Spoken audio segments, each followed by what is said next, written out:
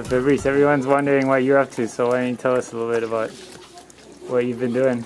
Been hiding out here in Costa Rica, and got my own thing going.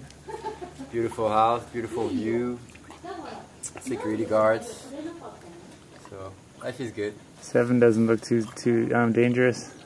No, not yet, not yet, but it is a German Shepherd, right? Mixed with a pit bull. So it's Shira. It's Big Mama. So.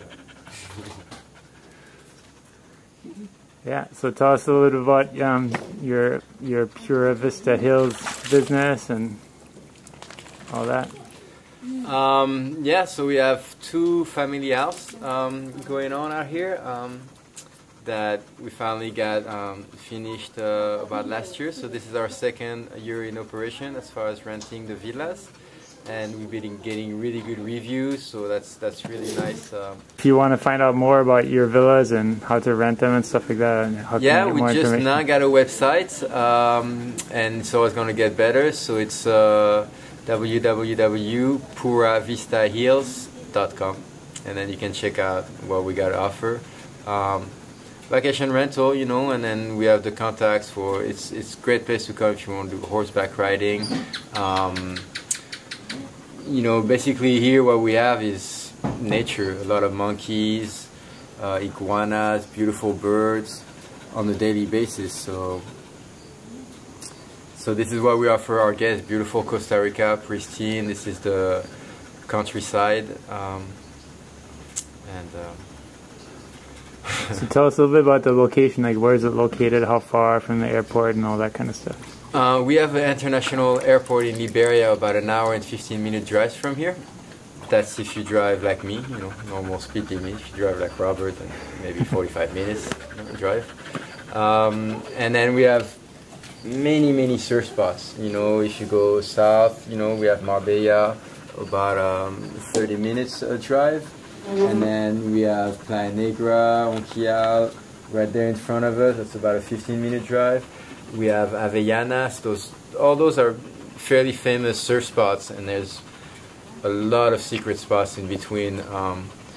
And so yeah, after being here for a while now, I'm aware of the tide. You know, if you pay attention to the tide, the swell direction, and you know what place to go and when, you really get a lot of good waves. You know, not too many people in your way if you know where to go. So that's one of the advantage that we have here, being around all the time.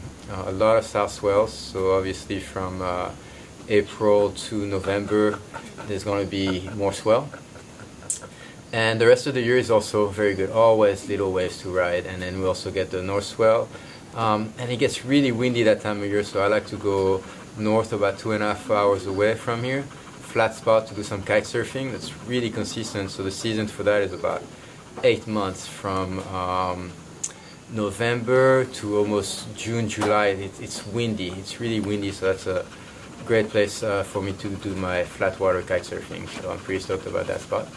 The surfing is amazing, it's famous for that. If you Google it, if you go on the internet, you're going to find all about surfing in Costa Rica. So that's a given, nature and everything. And yeah, for stand-up paddle, amazing place for stand-up paddle. A lot of outside reef with nobody on it, and yeah, it's really, if you want waves by yourself, you can paddle almost anywhere. There's so many little outside reefs, not very far, maybe 200-300 meters from the beach, and then man, it's good. Yeah, it's like almost every single wave we surfed while I was here we were the only ones on it. Yeah, and then we score some good waves, point break, outside reefs, surf some beach break that day at Marbella. So really, if you want to charge, there's plenty opportunities. It doesn't get as big as Hawaii, but it still gets juicy enough that, you know, and consistent really enough that you get your fix as far as surfing goes. And then really the combination with nature and surfing together is an